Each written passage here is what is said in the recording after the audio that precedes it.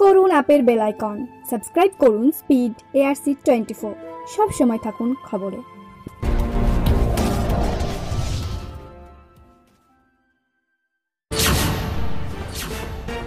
আজ মুর্শিদাবাদের লালগোলাতে অধীর চৌধুরীর উপস্থিতিতে কংগ্রেসের প্রথমে একটা বিরাট মিছিল ও মিছিল শেষে একটা সমাবেশ অনুষ্ঠিত হলো। আজকের এই মিছিলে মানুষের স্বতঃস্ফূর্ত সাড়া ছিল চোখে পড়ার মতো।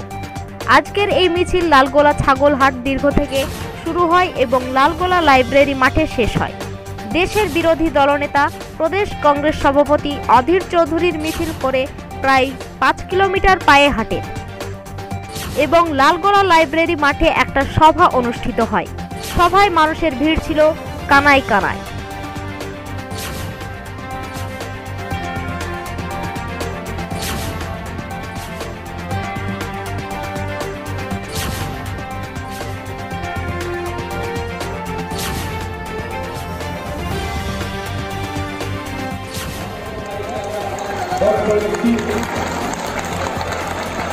অধীর রঞ্জন চৌধুরীকে পুষ্পস্তবক দিয়ে বরণ করার জন্য অনুরোধ করছি।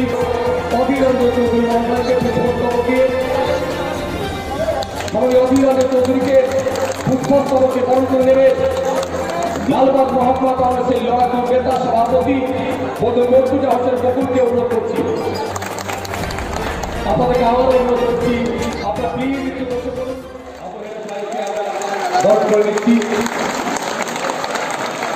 অধীর রঞ্জন চৌধুরীকে পুষ্পস্তবক দিয়ে বরণ করার জন্য অনুরোধ করছি। অধীর রঞ্জন চৌধুরী মহাশয়কে পুষ্পস্তবক দিয়ে সবাই অধীর রঞ্জন চৌধুরীকে পুষ্পস্তবকে বরণ করে নেবে লালবাগ মহকুমা কংগ্রেসের লড়াকু নেতা সভাপতি মোর্তুজা হোসেন বকুলকে অনুরোধ করছি। আপনাদেরকে আবারও অনুরোধ করছি, আপনারা প্লিজ একটু বসে পড়ুন। সারা লালগোলা 4 কিলোমিটারেরও বেশি পথ আপনারা প্রতিবাদ জানিয়েছেন কৃষি বিলের বিরুদ্ধে, বেকারত্বের বিরুদ্ধে, আকাশ অগ্নিমূল্য, গ্যাস, পেট্রোল, ডিজেল ও নিত্য প্রয়োজনীয় দ্রব্যাদির বিরুদ্ধে। তার প্রতিবাদে আজকে লালগোলায় যে ঐতিহাসিক মহামিছিল আজকে আমরা লালগোলায় সংগঠিত করলাম। আমাদের বলছে আমাদের গর্বের মানুষ, ভারতবর্ষের পার্লামেন্টের বাংলার মুখ্যমন্ত্রী মমতা ব্যানার্জি যখন করোনা চলছিল, যখন লকডাউন চলছিল, তখন আপনি একবার নয় বারবার তেলের উপরে সেল ট্যাক্স বসিয়েছেন, ভ্যাট বসিয়েছেন। আজ আপনি 1 টাকা কমিয়ে আমাদেরকে খাতির করতে চাইছেন। সারা বাজারে আগুন লেগে গেছে জিনিসপত্রের, গ্যাসের দাম বেড়ে গেছে, তেলের দাম বেড়ে গেছে, ডিজেলের দাম বেড়ে গেছে। বাংলার মুখ্যমন্ত্রী 1 টাকা লালগোলার বাস স্ট্যান্ডে একটা পকেট মারে চলছিল একবার, সেই পকেট মারে একটা লোকের পকেট মেরে দিয়েছিল, 100 টাকার পকেট মেরে দিয়েছেন। এবার লোকটা হাহুতাশ করছে, বাড়ি যাবো কি করে, বাস ভাড়া নাই, টোটো ভাড়া নাই, কিছু নাই, কি করে যাবো, কাঁদছে। পকেট মারে দয়া বলে আপনার বাস ভাড়া কত গো? তো বলছে 5 টাকা তো লাগবেই। বা তো পকেট মার বললো 100 টাকা তো ছেড়েছি, 5 টাকা দিয়েই। তো পকেট মার 5 টাকা দিয়ে দিল সেই যাত্রীকে। সেই লোকটা ভাবলো কি বাপরে, এ তো তালবিলির নেমে এসছে গো, আমার বাস ভাড়ার পয়সা এই লোকটা দিয়ে দিল, যাকে আমি চিনি না জানি না। তার জন্য ধন্য ধন্য করলো, আল্লাহ কাছে কত যে দুয়া দল। পকেট মার ভাবলো আমি মারলাম 100 টাকা, দিলাম 5 টাকা, 95 টাকা লাভ। বাংলা দিল সেই পকেট মারির কাজ করছে আমাদের সঙ্গে। বাংলা দিল যে পকেট মারির কাজ করছে। আরে ভাই দিলে ভালো করে দে। ছত্তিশগড়ের কংগ্রেসের সরকার 1 লিটার পেট্রোলে 12 টাকা দাম কমিয়েছে, খোঁজ নিয়ে দেখুন। কংগ্রেস মানুষের কথা তাই করা। পশ্চিমবঙ্গের মুখ্যমন্ত্রী 10 বছর ধরে বাংলার ক্ষমতায় আছে, একবারও তার মনে পড়েনি মানুষের দরজায় যাওয়ার কথা, একবারও তার মনে পড়েনি স্বাস্থ্য সেবার কথা। এখন তিনি বলছেন আমি দুয়ারে দুয়ারে যাব। কেন? ভোট এসেছে। দিদি প্রতিদিন কিছু না কিছু আমাদের উপহার দিতে চাইছে। বলছে তোমাদের আমি 5 টাকায় ডিম ভাত খাব। ভাই এতদিন পর ডিম ভাতের গল্প কেন? 10 বছর পর দিদির মনে পড়েছে বাংলার মানুষ ডিম ভাত খাবে। টিভিতে দেখতে পাই পোস্টার লেখা দেখতে পাই সানডে ইয়া মানডে হর রোজ খাও আন্ডে। তো দিদিও আমাদের বলছে এখন আন্ডে খাওয়ায়, দিদিও আমাদের আন্ডা খাবে। বাংলার মানুষ তৃণমূলের চর্যবৃত্তির বিরুদ্ধে, তৃণমূলের লুটপাট কাটপানির বিরুদ্ধে যখন আক্রোশ প্রকাশ করছে, রাগ ক্ষোভ প্রকাশ করছে, তখন দিদি চিন্তা করেছে যে বাংলার মানুষকে আমাকে কিছু দিতে হবে। তাই দিদি বলছে বাংলার মানুষ তোমাদের দিলাম আন্ডা, মাথা করো ঠান্ডা। দেখো 10 বছর পর কেন মনে পড়বে? 10 বছর পর কেন মনে পড়বে যে আজকে বাংলার মানুষকে খেতে দিতে হবে? তার মানে তুমি স্বীকার করে নিচ্ছ বাংলার মানুষের খাবার অভাব আছে, তুমি স্বীকার করে নিচ্ছ বাংলার মানুষের খাদ্যের সংকট আছে, তুমি স্বীকার করে নিচ্ছ 10 বছর তুমি বাংলার মানুষকে খাবার দিতে পারো। আমরা ভিক্ষাবৃত্তি করে কেন বাঁচব? আমরা কেন মিসকিনের জাতি হব? আমরা মর্যাদার সঙ্গে রোজগার করে বাঁচতে চাই। বাংলার গরিব মানুষ, বাংলার কৃষক শ্রমিক সবাই সম্মানের সঙ্গে মর্যাদার সঙ্গে রোজগার করে বাঁচতে চায়। বাংলার মুখ্যমন্ত্রী বলছে না, রোজগার নাই, তোমরা ভিখারি, তাই ভিখারি যখন ভিক্ষা নিয়ে বাঁচো। বাঙালিকে কাঙালি ভাবতে বাংলার মুখ্যমন্ত্রী, বাঙালিকে ভিক্ষুক বানিয়ে আমাদেরকে ভিক্ষা দিয়ে 5 টাকার ডিম ভাত দিয়ে আমাদেরকে খুশি রাখতে চাইছে। এটা মনে করি বাংলার গরিব মানুষের প্রতি একটা উপহার, একটা অপমান, একটা অমর্যাদা। আমরা মর্যাদার সঙ্গে বাঁচতে চাই, কম খাই বেশি খাই, নিজের ঘরে পরিবার নিয়ে আমরা বাঁচতে চাই। তোমার দয়ায় কখন 5 টাকার ডিম আসবে, ভাত আসবে, তার দয়ায় কেন গরিব বাড়বে?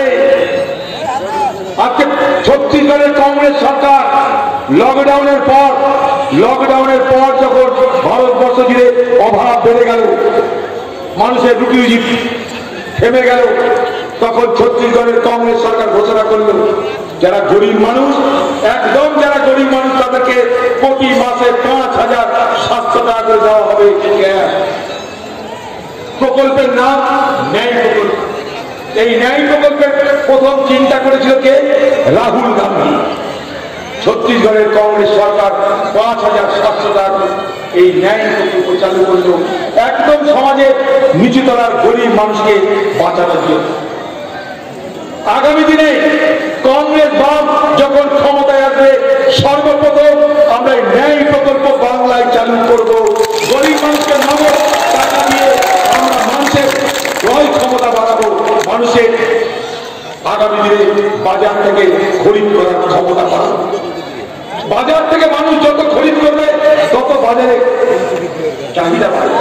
বাজারে যখন চাহিদা বাড়বে তখন সেই চাহিদা মেটানোর জন্য কারবার শুরু হবে। সেই কারবার যত শুরু হবে তত মানুষের আর্থিক ব্যবস্থা পাল্টাবে, আর্থিক শ্রীবৃদ্ধি করবে। এটা আমি নয়, বড় বড় বিশেষজ্ঞরা বলছে।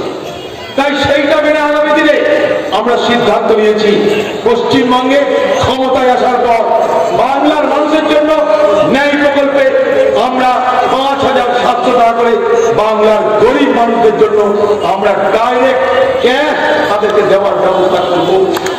ভরসা রাখতে পারেন আমাদের উপরে। কংগ্রেস 54 বছর 7 দিন এই দেশ চালিয়েছে। কংগ্রেসের জমানায় 73,000 কোটি টাকা আমরা কৃষি ঋণ মকুব করেছি। অতএব কংগ্রেস পারে করে দেখিয়েছে, অতএব ভরসা রাখবে। তাই এলাকার মানুষ আবার বলছি, লালগোলা মানে কংগ্রেস আর কংগ্রেস মানে লালগোলা আমরা জানি।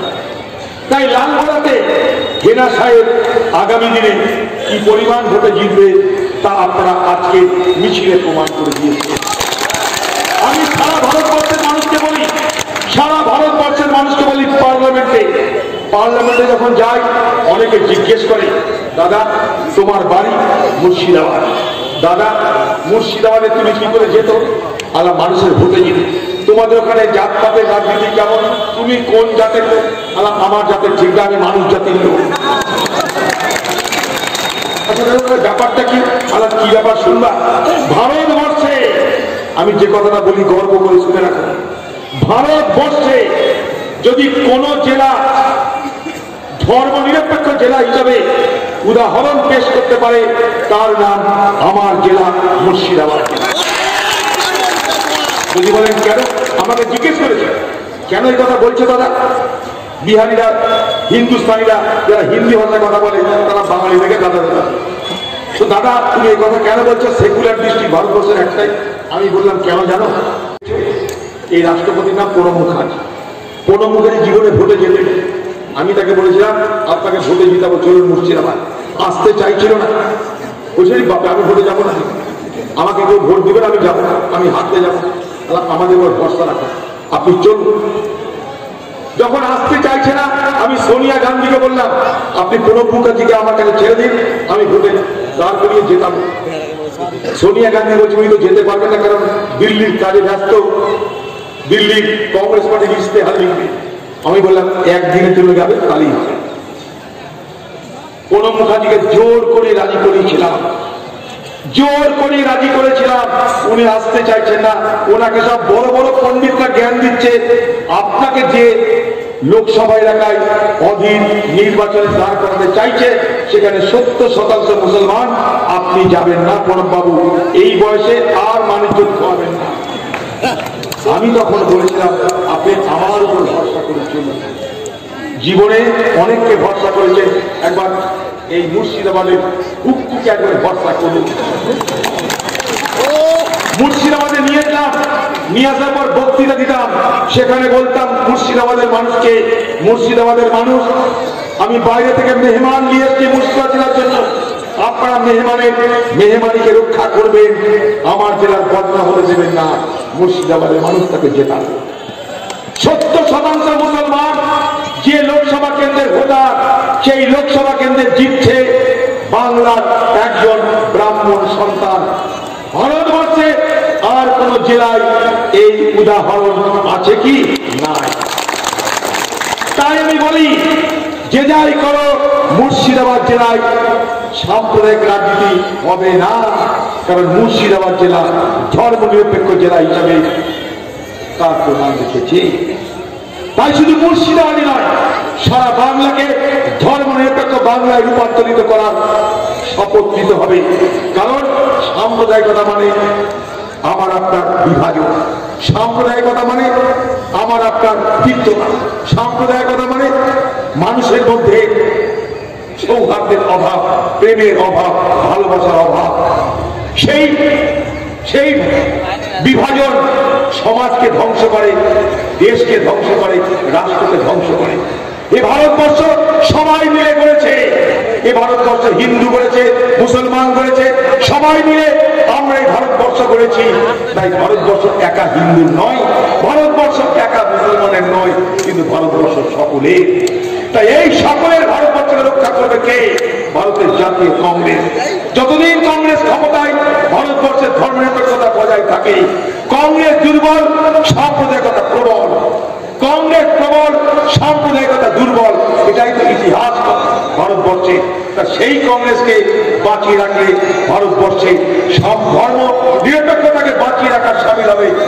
দেখছেন না, এত কিছুর পরেও পাঞ্জাবে ভোট হলো, পাঞ্জাবে ভোট হলো 50টা আসনে 49টায় কংগ্রেস জিতলো, একটাতে আকালি দল। বিজেপির জন্য এত বড় একটা ছাড়া বড়া পাওয়া গেছে। আজকে কৃষক আন্দোলন করছে, কৃষক আন্দোলন করছে তার ফসলের ন্যায্য দামের দাবিতে। দিল্লিকে ঘিরে রেখে দিয়েছে কৃষক। সেই কৃষক আন্দোলন ব্যর্থ করার জন্য রাস্তায় এত বড় বড় গজাল পুঁতেছে, কাঁটাতারের বেড়া লাগিয়ে দিয়েছে, বিদ্যুৎ জল সব কেটে দিয়েছে, ইন্টারনেট বন্ধ করে দিয়েছে এই বিজেপি সরকার। তাই বিজেপি সরকার ভারতবর্ষের কৃষকদের নয়, বিজেপি সরকার ভারতবর্ষের শ্রমিকের নয়। বিজেপি সরকার আমলে শ্রমিক আইন এসেছে, একটা শ্রমিককে 12 ঘন্টা কাজ করতে হবে, প্রতিদিন 12 ঘন্টা কাজ করতে হবে। কোথায় যাবে ভারতবর্ষের? তাই এলাকার মানুষ দূরে আছে, বিজেপি বুঝতে পারছেন না। দয়া করে খাল কেটে কুমির আনবেন না। খাল কেটে কুমির এনেছে মমতা, এখন মমতা বুক বুঝছে। আগামী দিনে মমতার কি হাল হয় দেখবেন। এখনই মমতা দলের নেতারা বলতে আরম্ভ করেছে কংগ্রেস সিপিএম সবাই মমতাকে সাহায্য করো। আমরা বলতে চেয়েছি, আমি বলেছি যে দিদি আপনার মুরদ নেই বিজেপিকে তাড়ানো, আপনার মুরদ নেই বিজেপির সঙ্গে লড়বার। যদি ভালো চান আত্মসমর্পণ করুন কংগ্রেসের কাছে, কারণ এই ভারতবর্ষে কংগ্রেস একমাত্র দল যারা এই ভারতবর্ষে বিজেপিকে রুখে দিয়েছে, আজ নয় বছরের পর বছর ধরে। তাই কংগ্রেস দুর্বল হলে সাম্প্রদায়িকতা তাকত লাভ করবে। তাই কংগ্রেসকে শক্তিশালী করা ভারতবর্ষের সব ধর্ম, সব বর্ণ, সব সম্প্রদায়ের ধর্মনিরপেক্ষ মানুষের কর্তব্য বলে আমি মনে করি। সেই দায়িত্ব থেকে সেই মুর্শিদাবাদের একজন জনপ্রতিনিধি হিসাবে মুর্শিদাবাদের মানুষ, বাংলার মানুষকে একটা কথা বলবো, এই মুর্শিদাবাদের মানুষ আমরা তো একসঙ্গে বড় হয়েছি, কোনো তো অসুবিধা হয়নি আমাদের। আমরা তো একসঙ্গে বড় হয়েছি। যে ভারতবর্ষের প্রধানমন্ত্রী পাকিস্তানকে উড়িয়ে দেব বলে অহংকার করে তেজ দেখায়, শক্তি দেখায়, কিসের জন্য জানেন? তার হাতে ক্ষেপণাস্ত্র আছে তাই। তার হাতে ক্ষেপণাস্ত্র আছে তাই। এই ক্ষেপণাস্ত্রের সত্তাকে, ক্ষেপণাস্ত্রের জনককে ভারতবর্ষে, ক্ষেপণাস্ত্রের জনক ডাক্তার এপিজে আব্দুল কালাম, ভারতবর্ষের প্রাক্তন রাষ্ট্রপতি। তিনি তো মুসলমান। কোন অসুবিধা হয়েছে আমাদের? তার ক্ষেপণাস্ত্র নিয়ে আমরা হিম্মত দেখাচ্ছি। এই ভারতবর্ষের একজন মানুষ, তিনি সর্বপ্রথম বললেন ব্রিটিশের বিরুদ্ধে আমরা ভারতবর্ষের স্বাধীনতা চাই। তার নাম মৌলানা হযরত মুহাম্মদ। এই ভারতবর্ষের সিপাহী বিদ্রোহে দিল্লির বুকে কতল করা হলো হাজার হাজার মানুষকে, তার মধ্যে ৩৫,০০০ আলেম ছিল, আলেম। তাহলে এই ভারতবর্ষে কি আমাদের অসুবিধা আছে? যে ভারতবর্ষে A.R. রহমান গান গেয়ে বলে মা তুঝে ছাড়া, কোনো অসুবিধা আছে সেই ভারতবর্ষে? এই ভারতবর্ষে কোনো অসুবিধা আছে যখন আজাদউদ্দিন সেঞ্চুরি করে? এই ভারতবর্ষে কোনো অসুবিধা আছে যখন পণ্ডিত রবিশঙ্কর আর সর্দার আমজাদ আলী খান একসঙ্গে সরব আর সেতার বাজিয়ে আমাদের মোহিত করে দেয়? কোনো অসুবিধা আছে? এই ভারতবর্ষে কোনো অসুবিধা আছে যখন রবীন্দ্রনাথ ঠাকুরের পাশে আমরা কাজী নজরুল ইসলামকে দেখি? কোনো অসুবিধা আছে? এই ভারতবর্ষে কোনো অসুবিধা আছে যখন মোহাম্মদ রফির সঙ্গে লতা মঙ্গেশকরের একসঙ্গে গান শুনি আমরা? কোনো অসুবিধা আছে? অকারণে কৃত্রিম অসুবিধা তৈরি করার চেষ্টা হচ্ছে কেন? আমরা তো ভালো আছি, দেশ আমরা সবাই মিলে করেছি। একদিকে মহাত্মা গান্ধী ছিল, আরেকদিকে সীমান্ত গান্ধী ছিল। মহাত্মা গান্ধী পাশে সীমান্ত গান্ধী খান, আব্দুল গফফার খান, যার ৯৫ বছর আয়ু ছিল। ৯৫ বছর বয়সের মধ্যে যে লোকটা ৪৫ বছর জেলখানায় কাটালো দেশের স্বাধীনতার জন্য, তাকে নিয়ে তার কথা ভাবতে অসুবিধা আছে? মৌলানা আবুল কালাম আজাদ সঙ্গে জওহরলাল নেহেরু, ভাবতে অসুবিধা আছে? নেতাজি সুভাষ